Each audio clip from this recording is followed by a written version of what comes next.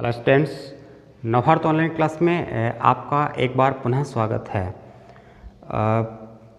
हम कंटिन्यू कर रहे थे फिजिक्स का चैप्टर विद्युत धारा, और उसमें लगभग अपने टॉपिक जो है वो पूरे हो चुके थे। एक उसमें अपना टॉपिक बच गया था दिष्ट धारा जनित्र वाला। न्यूमेरिकल क्वेश्चंस सहित आपको इसमें सब कुछ बता दिया गया था। किसी भी प्रकार की जो प्रॉब्लम है उसके लिए आप जो है वो कांटेक्ट कर सकते हैं। मेरे जो कांटेक्ट नंबर है वो है 9549239720। ये नंबर आप नोट कर लीजिए और व्हाट्सएप पे अपनी प्रॉब्लम जो है वो शेयर कर सकते हैं, पूछ सकते हैं। इसके अतिरिक्त आपको यूट्यूब चैनल भी बताया गया था।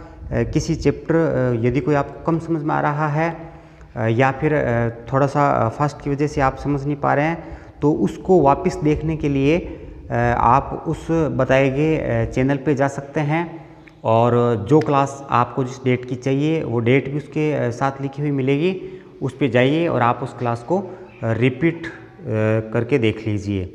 उससे क्लियर जो है वो आपको टॉपिक समझ में आ जाएगा। और वैसे इसके बावजूद भी अगर प्रॉब्लम आ रही है तो ये दिए गए जो कॉन्टैक्ट नंबर्स है इस पर आप संपर्क कर सकते हैं किसी भी समस्या के लिए। लेकिन क्लास को कंटिन्यू कीजिए और प्रैक्टिस कीजिए, क्योंकि अपने पास में जो समय है वो धीरे धीरे निकलता जा रहा है। क्योंकि ये बोर्ड क्लास है तो टाइम जितना ज़्यादा हमारे पास होगा उतना ही बेनिफिट रहता है, क्योंकि हम बार बार जो है वो इन चीज़ों को पढ़ लेते हैं। टेस्ट वगैरह भी हो जाते हैं। यदि आप कंटिन्यू आते हैं तो 2 महीने में टेस्ट भी, जितने पार्ट हम पढ़ाते हैं साथ साथ में टेस्ट वगैरह भी हो जाते। तो ये भी नहीं हो पा रहे हैं। आपको कौन सी दिक्कत आ रही है ये हम जान नहीं पा रहे हैं। जबकि फेस टू फेस में क्या होता है कि हम इन चीज़ों को क्लियर से समझ लेते हैं कि आपको क्या दिक्कत आ रही है। टेस्ट वगैरह में गलतियाँ वगैरह जो होती है वो आपको क्लियरली बता दी जाती है। तो इस तरह की प्रॉब्लम ना आए, इसके लिए क्या करना पड़ेगा, आप कम से कम कंटिन्यू कीजिए, इंतज़ार मत कीजिए। ऐसा नहीं है कि आप बाद में पढ़ लेंगे, अभी खूब टाइम पड़ा है, ऐसा नहीं है। अपना जून जो महीना है उसी से हम डिस्टर्ब चल रहे हैं। तो जून, जुलाई और अगस्त 3 महीने अपने ख़राब हो चुके हैं ऑलरेडी, और आगे भी ये ख़राब कितने होंगे इसका कुछ अंदाज़ा है नहीं। लगभग 15-20 दिन तक ऐसा लग रहा है और नहीं खुल सकती, और हालात अगर बिगड़ गए तो उससे ज़्यादा भी जा सकता है। तो आप तो कम से कम इतना कीजिए, इसे कंटिन्यू कीजिए। जो क्लासेस आपको मिल रही है उसको कंटिन्यू कीजिए, प्रैक्टिस कीजिए, और इससे ज़रूर बेनिफिट मिलेगा। क्योंकि हम चीज़ों से परिचित रहेंगे तो फिर उनको समझने में ज़्यादा प्रॉब्लम्स आएगी नहीं। मैं जून से क्लियर कर रहा हूँ, आपको कंटिन्यू इन क्लासेस को कर रहा हूँ। पहले आपको टेक्स्ट वो मैसेज के बारे में लिख के दिया जाता था। जो अपना ऐप है उसमें आप डेट डाल के इसको निकाल सकते हैं। केमिस्ट्री के जितने भी चैप्टर हैं 4, वो मैंने आपको नोट्स बना बना के दिए हैं। तो ये आप इसको लोग अपना जो ऐप है उसमें डेट डाल के जून माह की, और उसमें अलग अलग तारीखों में पर डे ये नोट्स आपको मिलेंगे। 1 या 2 पेज में मिलेंगे, ज़्यादा इसमें मैंने डाले नहीं है। तो पूरे के पूरे 4 चैप्टर जो केमिस्ट्री के हैं अपने, वो उसमें आपको मिल जाएंगे। और फिजिक्स जो है उसका प्रकाश वाला चैप्टर और ये वाला जो चैप्टर अभी विद्युत धारा वाला चल रहा है, ये मैंने आपको ऑनलाइन क्लास के रूप में अवेलेबल करवाया है। और बायोलॉजी के जो चैप्टर है वो आपको क्लास में ही क्लियर करवा दिए थे। 1 से लगा के 4 पार्ट जो है वो हमने पहले से ही क्लियर करवा रखे हैं। तो कंटिन्यू पहले से लगाकर, और ये 10वां अपना चैप्टर है, तो 10वें चैप्टर तक हमने आपको कंटिन्यू करवाया है। यदि आपने ध्यान दिया हो तो आपका आधा से ज़्यादा सिलेबस जो है वो आप साइंस में तो आराम से क्लियर कर लेते। लेकिन कुछ स्टूडेंट्स ऐसे हैं जो देख ही नहीं रहे हैं, तो उनको दिक्कत आ सकती है। जो क्लास कंटिन्यू कर रहे हैं, जो कंटिन्यू देख रहे हैं, उसको कोई प्रॉब्लम नहीं आएगी, ये मेरी गारंटी है।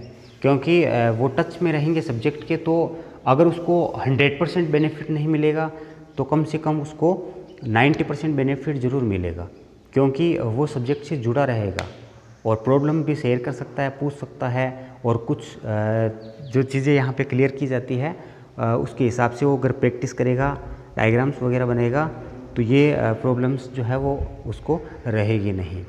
दिक्कत उनको आएगी जो देख ही नहीं रहे हैं, जो इग्नोर कर रहे हैं, जो अभी भी छुट्टियों में ननिहाल वगैरह इधर उधर घूमते फिर रहे हैं, तो उनको दिक्कत आ जाएगी। वैसे सिलेबस कम ज़रूर किया जाएगा, क्योंकि अपना जो 100% सिलेबस होता है वो इसमें नहीं रखेंगे। कुछ चैप्टर्स जो है उसको काट दिया जाएगा। आपका सिलेबस ऐसी संभावना है 30 से 40% तक कम इसको ज़रूर करेंगे।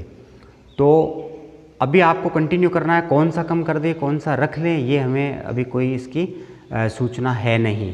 तो ये सूचना जब आएगी तब आपको बता दी जाएगी, लेकिन जब तक नहीं बताया जा रहा है तब तक आप कंटिन्यू कीजिए, क्योंकि छुट्टियां तो बहुत हो गई, खेलते खेलते शायद थक गए होंगे आप, तो अब थोड़ा सा पढ़ना भी शुरू कर दीजिए, नहीं तो फिर आदत ही चेंज हो जाएगी आपकी। पिछले 4-5 महीनों से कंटिन्यू जो है वो आप खेल ही तो रहे हैं, घूम रहे हैं, इधर उधर भटक रहे हैं।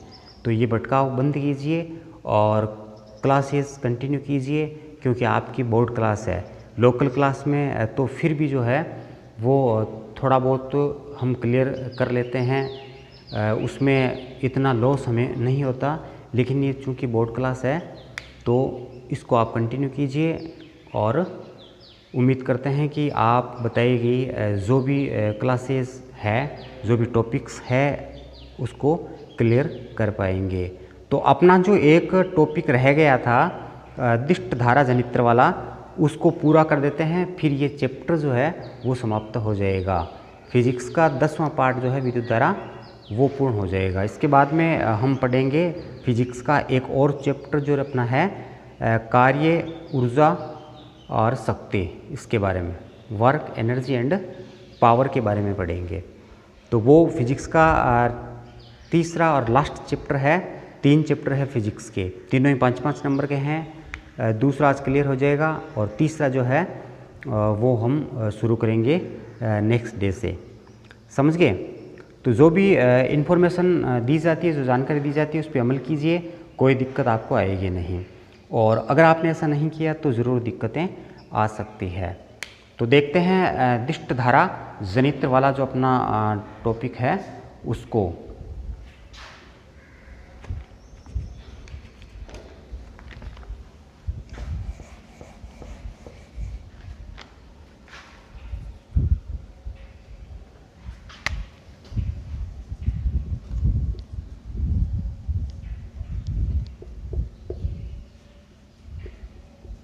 दिष्ट धारा जनित्र, इसको हम बोलते हैं डीसी जनरेटर।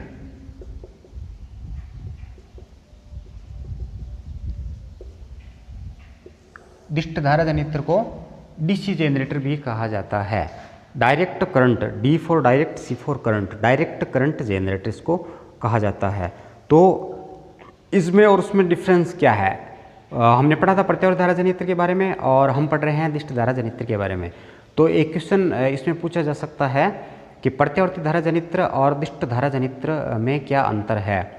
तो इसमें महत्वपूर्ण अंतर जो बता रहे हैं आपको कि प्रत्यावर्ती धारा जनित्र में सर्पी वलय लगे होते हैं। क्या लगे होते हैं? सर्पी वलय। जबकि दिष्ट धारा जनित्र जो है उसमें सर्पी वलय के स्थान पे दिक् परिवर्तक लगे होते हैं, जिसको कम्यूटेटर बोलते हैं, C1 तथा C2। ये जब इसका चित्र बनाएंगे तो आपको क्लियर समझ में आएगा। इसको हम बोलते हैं कम्यूटेटर। C1 और C2 से इसको प्रदर्शित करते हैं। सर्पी वलय तो पूरा रिंग था, पूरा वलय था, लेकिन यहाँ पे जो कम्यूटेटर है वो पूरा रिंग और वलय नहीं है, वो अर्धचंद्राकार स्थिति में होते हैं। एक वलय को काट के जब 2 उसके टुकड़े कर दिए जाते हैं तो किस तरह का दिखाई देता है, उसी तरह का ये कम्यूटेटर दिखाई देता है। और इसका कार्य क्या है? दिक् शब्द का अर्थ होता है दिशा, परिवर्तक यानी चेंजर, चेंज करने वाला। तो ये दिशा को चेंज कर देता है। क्यों? उसमें धारा जो है वो कंटिन्यू एक ही दिशा में जा पाती है, जबकि प्रत्यावर्ती धारा जनित्र में हमने क्या देखा? निश्चित समय अंतराल पश्चात इसका मान और दिशा दोनों बदल जाते हैं, लेकिन दिष्ट धारा जनित्र में ऐसा नहीं होता। तो इसका क्या रीज़न है, कौन सी ऐसी वजह है जिसकी वजह से ऐसा नहीं हो पाता? इसका कारण है कि कम्यूटेटर जो है वो दिक् परिवर्तक है, वो दिशा को चेंज कर देता है। C1 जो है वो B1 के साथ और C2 जो है B2 के साथ कंटिन्यू लगा रहता है, और यही डायरेक्शन जो है वो निरंतर बदल जाती है। इसी हिसाब से धारा जो है वो एक ही दिशा में प्रवाहित होती रहती है, मान भी उसका नहीं बदलता और दिशा भी नहीं बदलती, इसलिए उसको दिष्ट धारा बोलते हैं। और हमें दिष्ट धारा कौन से स्रोत से प्राप्त होती है? दिष्ट धारा जनित्र से, जिसकी संरचना कैसी होती है यहाँ पे बता रहे हैं आपको।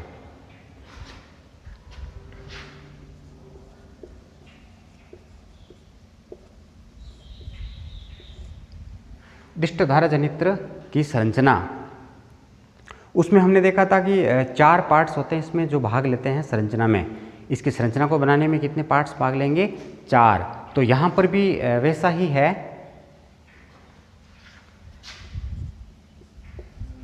इसकी संरचना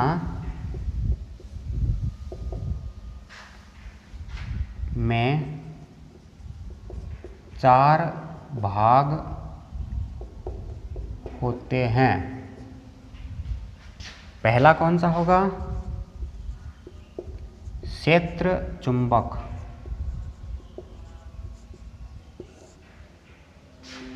यह शक्तिशाली नाल के आकार का चुंबक होता है। ऐसा ही उसमें लिखा था हमने, तो इसमें कोई फर्क है नहीं। N और S शक्तिशाली नाल के आकार का ये चुंबक होता है। फिर दूसरा है इसमें कुंडली या आर्मेचर।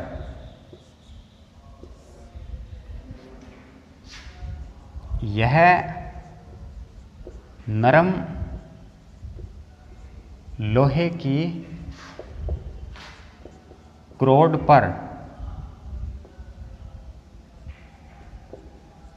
अनेक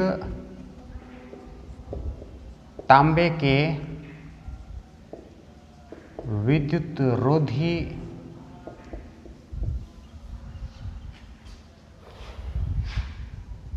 तार के फेरों वाली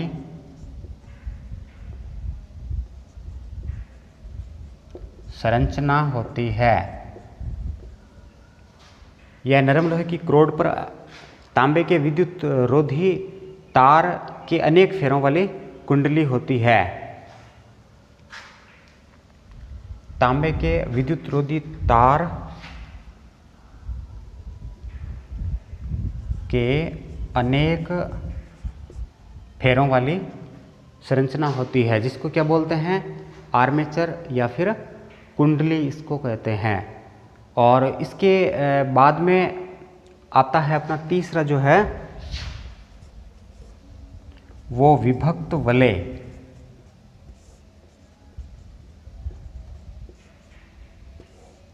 क्या बोलते हैं इसको?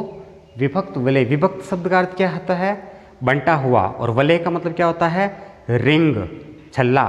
तो एक रिंग जो होती है वो 2 भागों में डिवाइड रहती है, इसलिए इसको विभक्त वलय बोला जाता है।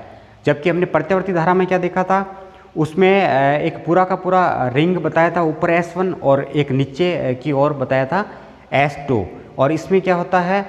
वलय जो होती है वो विभक्त होती है, 2 भागों में डिवाइड होती है। यह एक वलय के 2 भाग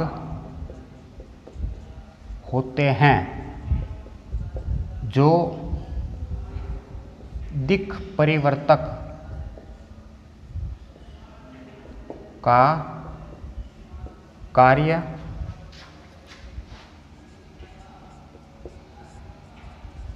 करते हैं। दिक् शब्द का अर्थ होता है दिशा, परिवर्तक का मतलब होता है बदलने वाला। तो दिशा बदलने वाली ये संरचना होती है, इसलिए इसको दिक् परिवर्तक कहा जाता है। सर्पी वलय के स्थान पे विभक्त वलय इसमें पाए जाते हैं। ये डिफरेंस है डीसी जनरेटर और एसी जनरेटर में। अगर आपसे पूछ ले कि प्रत्यावर्ती धारा जनित्र और दिष्ट धारा जनित्र में क्या अंतर है, तो क्या लिखोगे कि प्रत्यावर्ती धारा जनित्र में सर्पी वलय पाए जाते हैं, जबकि दिष्ट धारा जनित्र में विभक्त वलय पाया जाता है। इसके पश्चात में चौथा जो है वो है ब्रुश। संरचना में चौथा जो इसका पॉइंट है वो कौन सा है, ब्रुश है। और ब्रुश के लिए क्या लिखेंगे, ये कार्बन अथवा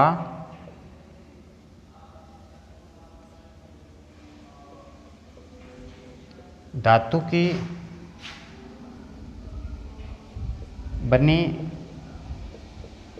संरचना होती है। ये कार्बन अथवा धातु की बनी संरचना होती है जो बाह्य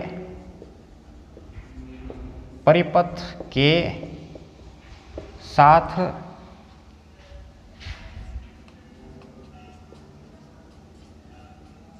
संयोजित रहती है, जुड़ी रहती है उसके साथ। समझ गए?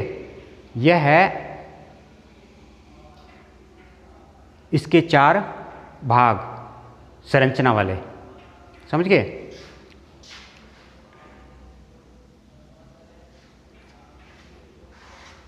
और अब हम देखेंगे इसके लिए जो डायग्राम बनेगा।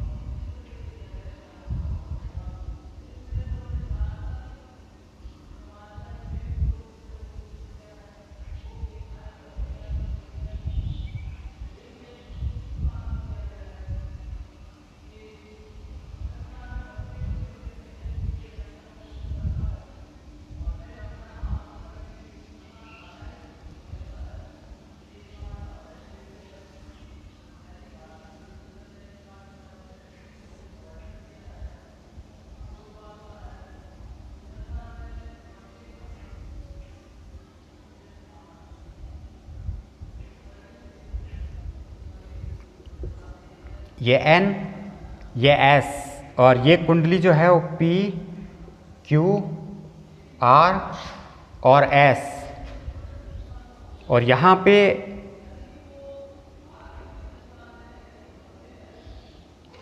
विभक्त वलय जुड़ा रहता है।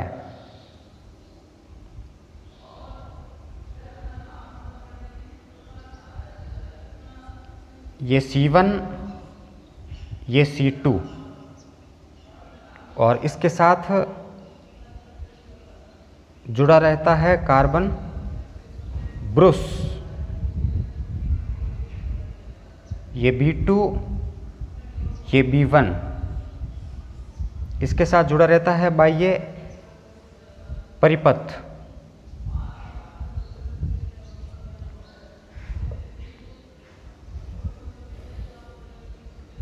और फिर इसमें लगी रहती है साफट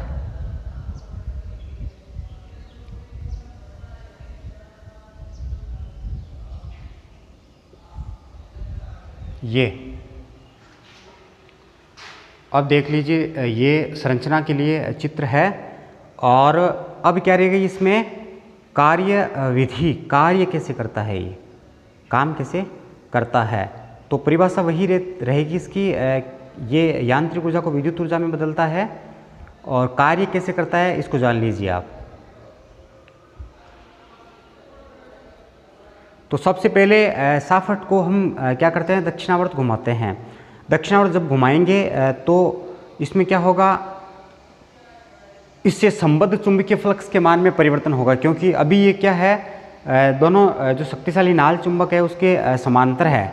और जब ये इस तरह से दक्षिणावर्त घूमेगी कुंडली ऐसे, तो फिर ये हो जाएगी लंबवत। और लंबवत होने से क्या होगा, इसके साथ में जुड़े हुए चुंबकीय फ्लक्स के मान में परिवर्तन होगा।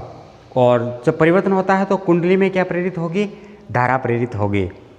तो धारा प्रेरित होकर उस धारा की डायरेक्शन क्या रहेगी, PQRS, इस हिसाब से इसकी धारा रहेगी। और धारा जो है वो PQRS से होते हुए B1 से B2 की ओर बहेगी। पहले वाले घूर्णन में धारा जो है वो किस दिशा में बहेगी, B1 से B2 की ओर बहेगी। और फिर क्या हो जाएगा इसमें, यानी ये इसकी डायरेक्शन होगी। और दूसरे चक्र में शेष आधे घूर्णन के पश्चात क्या होगा, शेष आधे घूर्णन के पश्चात में जब कुंडली वापस वामावर्त घूमती है तो उस दौरान संबद्ध चुंबकीय फ्लक्स के मान में बढ़ोतरी होती है और धारा की दिशा जो है वो बदल जाती है।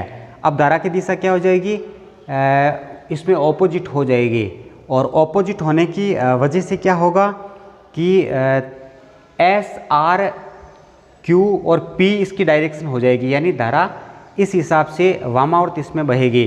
और धारा जब वामावर्त बहेगी तो कुंडली के जो सिरे होते हैं वो C2 B1 के साथ कनेक्ट हो जाएगा और C1 जो है वो B2 के साथ कनेक्ट हो जाता है। लेकिन क्या होता है इसमें, विभक्त वलय जो होता है वो तुरंत उसी समय जब इसके सिरे चेंज होते हैं, सिरे इसके बदलते हैं, उसी समय विभक्त वलय क्या करेगा, घूमेगा। और घूमकर फिर वो क्या करेगा, C2 जो इधर चला गया था उसके साथ में B2 जो है वो कनेक्ट हो जाएगा।